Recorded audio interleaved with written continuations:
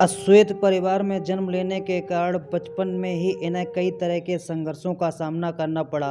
इनका जन्म 1940 में अमेरिका के टेनेसी प्रांत में एक गरीब परिवार में हुआ था। पिता ने 2 विवाह किए थे। इस तरह 22 भाई बहनों में इनका 20वां नंबर था।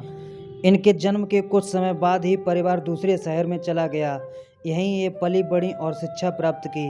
अश्वेत परिवार में जन्म लेने के कारण बचपन में ही इन्हें कई तरह के संघर्षों का सामना करना पड़ा। माँ घर घर जाकर काम करती तो पिता कुल्फी का काम किया करते थे। एक बार बचपन में इनके पैरों में बहुत तेज दर्द हुआ। जब इन्हें इलाज के लिए अस्पताल में ले जाया गया तो पता चला कि इन्हें पोलियो हो गया है। अब ये कैलिपर्स के सहारे चलती थीं। डॉक्टर ने भी जवाब दे दिया था कि वे अब कभी चल नहीं पाएंगी। जब ये अपने भाई बहनों को खेलते देखती तो बहुत दुखी हो जाती थीं। एक दिन वह रोने लगी। माँ से पूछने पर उसने बताया कि उसका मन भी खेलने का करता है, लेकिन अब वह कभी खेल नहीं पाएगी। तब माँ ने कहा कि उसे अपनी बेटी पर गर्व है और एक दिन वह समय भी आएगा जब वह अपने पैरों से दौड़ेगी। माँ हमेशा बेटी का आत्मविश्वास बढ़ाया करती थी। परिवार बड़ा होने के कारण घर का खर्चा भी जैसे तैसे चलता था, इसलिए बेटी का इलाज करवाने के लिए परिवार किसी बड़े अस्पताल के खर्चे को वहन नहीं कर सकता था। इसलिए माँ सप्ताह में 2 बार 50 मील दूर अस्पताल के चक्कर लगाती थी। डॉक्टर कुछ एक्सरसाइज बताया करते थे। 2 साल तक यही क्रम चलता रहा।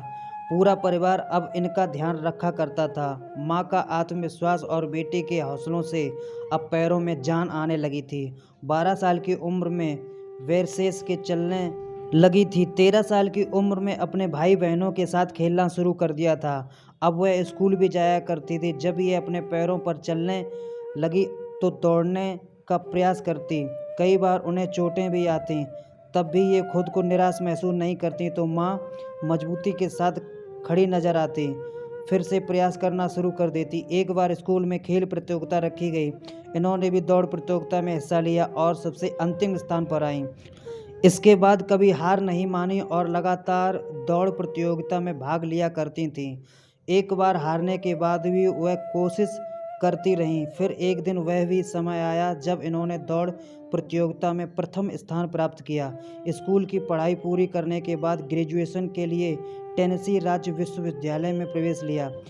यहाँ इनकी मुलाकात कोच एंड टेम्पल से हुई। कोच को जब इनकी क्षमताओं का पता चला तो उन्होंने ट्रेन करना शुरू कर दिया। ट्रेनिंग के दौरान एक भी दिन ऐसा नहीं था जब इन्होंने अपनी प्रैक्टिस मिस की हो। अपनी मेहनत और कोच के मार्गदर्शन में जल्द ही इन्होंने यूथ ओलंपिक टीम में अपनी जगह बना ली थी।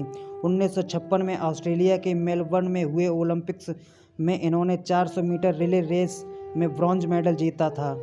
1960 में रूस में हुए ओलंपिक में वे पहली अमेरिकन महिला बनी जिन्होंने एक ही ओलंपिक में 3 गोल्ड मेडल जीते। उन्होंने 100 मीटर, 200 मीटर और 400 मीटर रिले रेस जीती और दुनिया की सबसे तेज दौड़ने वाली महिला बनी।